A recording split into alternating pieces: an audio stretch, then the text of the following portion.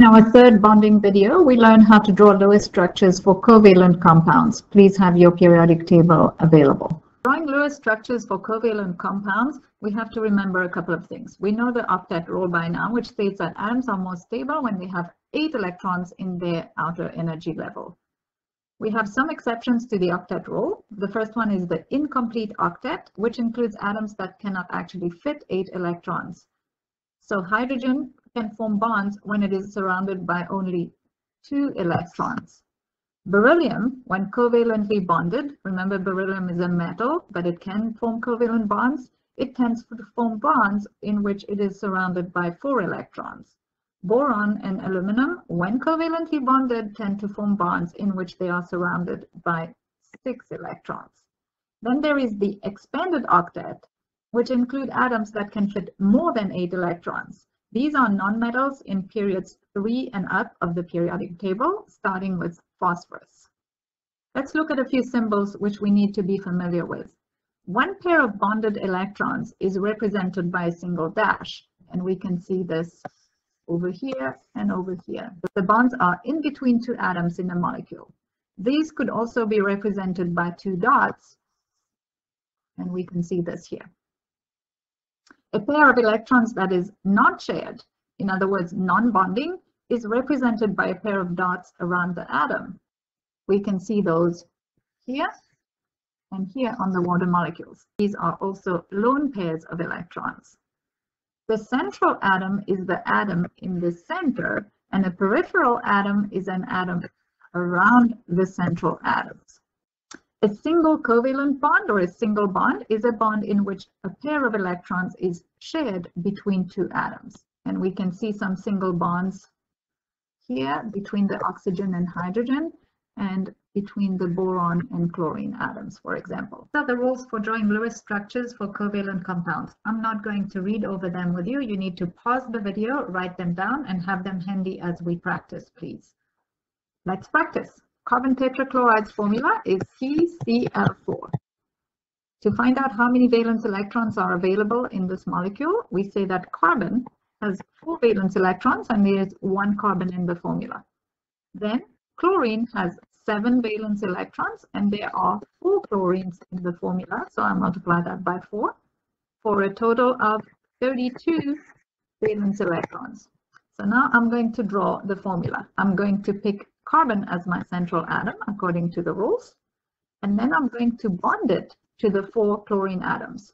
So 1, 2, 3, 4. Remember that each of these bonded lines represents 2 electrons. So I have used up 2, 4, 6, 8 of my available 32 electrons.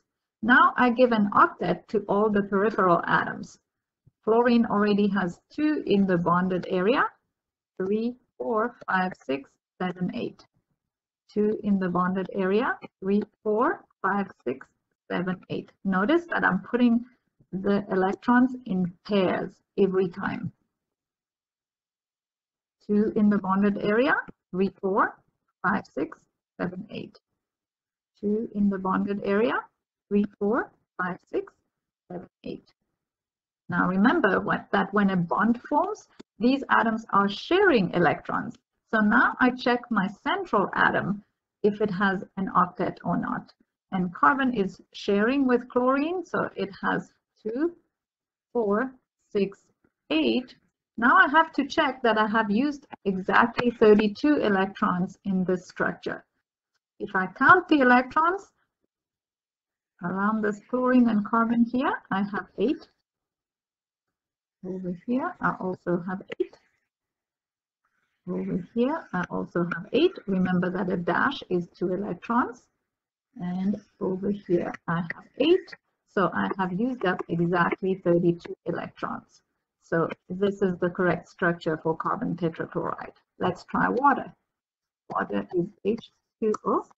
So when I check my available valence electrons, hydrogen has 1 valence electron and we have 2 hydrogens. Oxygen has 6 valence electrons for a total of 8 electrons available.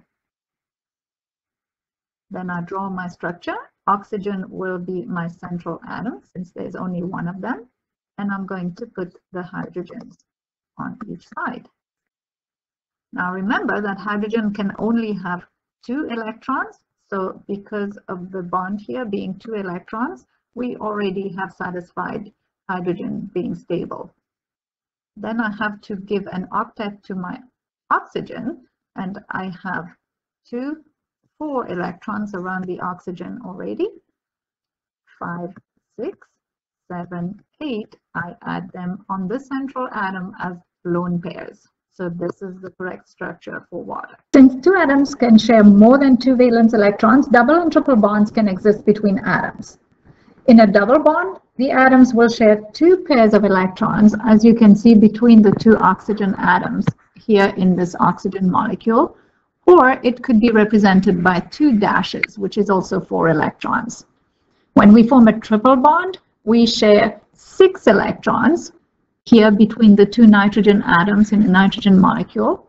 We have 6 dots, or we could draw 3 dashes, which is also 6 electrons.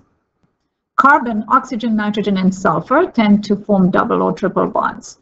Hydrogen can never form a double or triple bond because it can only have 2 electrons. And the halogens also tend not to form double and triple bonds, but there certainly are some exceptions. Let's practice the carbon dioxide's formula is CO2.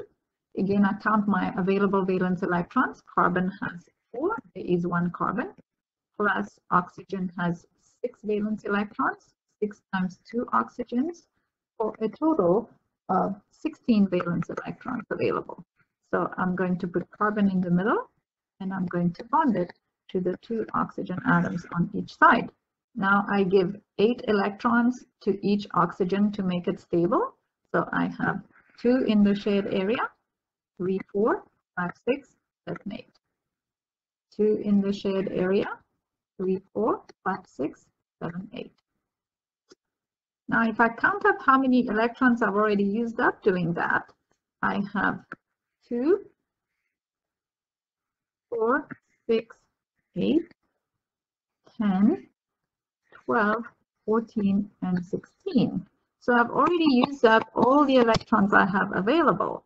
But if I look at my central carbon atom, it is not satisfying the octet rule because I only have 4 electrons around this carbon atom. So now I have a problem because I can't just add electrons out of nowhere. They are not available. So that's when we form the double and the triple bonds. So forming a double bond means that I'm going to take a pair of electrons from one of the oxygens and switch them to the bonded area to form a double bond to help carbon satisfy its octet. Having done that, I can redraw it and go. Now I have a double bond here, and my oxygen has 2 lone pairs instead of 3. And I rewrite the oxygen on the other side like it was. Now I check again. This oxygen has 8 electrons, it's happy.